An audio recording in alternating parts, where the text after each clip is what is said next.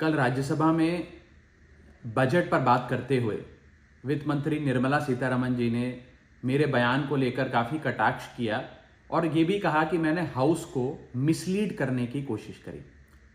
मैंने जब उनके सवालों पर जवाब देने के लिए अनुमति मांगी तो मुझे इजाज़त नहीं दी गई। इसीलिए मैंने सोचा कि इस वीडियो के माध्यम से सीधा वित्त मंत्री जी से बात करूं और दूध का दूध पानी का पानी करने का प्रयास करूं।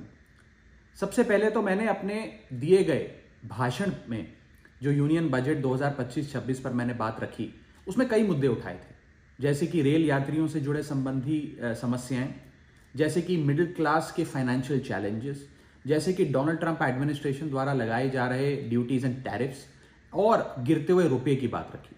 इन विषयों पर वित्त मंत्री जी ने कोई जवाब नहीं दिया, लेकिन हाँ, मेरे द्वारा समझाए गए इनकम टैक्स रिबेट के एक उदाहरण को लेकर उन्होंने कई सारे बयान दे डाले।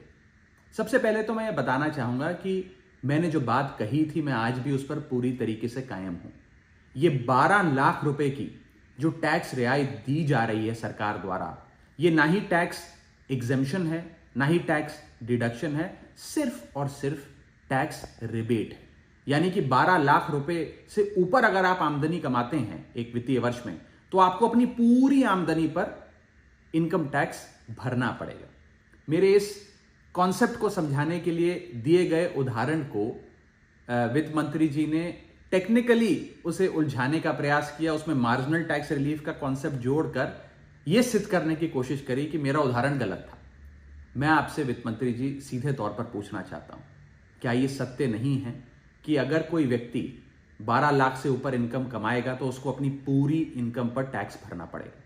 चलिए, मार्जिनल टैक्स रिलीफ 1275 तक आप दे रही हैं। आप मुझे यह बताइए कि अगर एक व्यक्ति 13 लाख रुपए 13 लाख रुपीज एक वित्तीय वर्ष में कमाता है तो उसे अपने पूरे 13 लाख की आमदनी पर अपने स्लैब अनुसार इनकम टैक्स देना पड़ेगा कि नहीं देना पड़ेगा? या 13 लाख माइनस 12 लाख की टैक्स रिबेट 1 लाख पर देना पड़ेगा? सही जवाब है कि उसे पूरे 13 के 13 पर इनकम टैक्स भरना पड़ेगा। मान लीजिए कोई शख्स 12,76,000 रुपए कमाता है साल का, तो उसे पूरे 12,76,000 पे इनकम टैक्स भरना पड़ेगा, ना कि मात्र 76,000 रुपए जो उसने 12 लाख रुपए के ऊपर कमाया। ये टैक्स रिबेट का कॉन्सेप्ट समझाने के लिए मैंने एक उदाहरण दिया था और मैं आज भी उस पर कायम हूं कि 12 लाख रुपए से यदि 1 रुपया भी आप फालतू कमाते हैं तो आपको अपनी पूरी इनकम पर इनकम टैक्स देना पड़ेगा।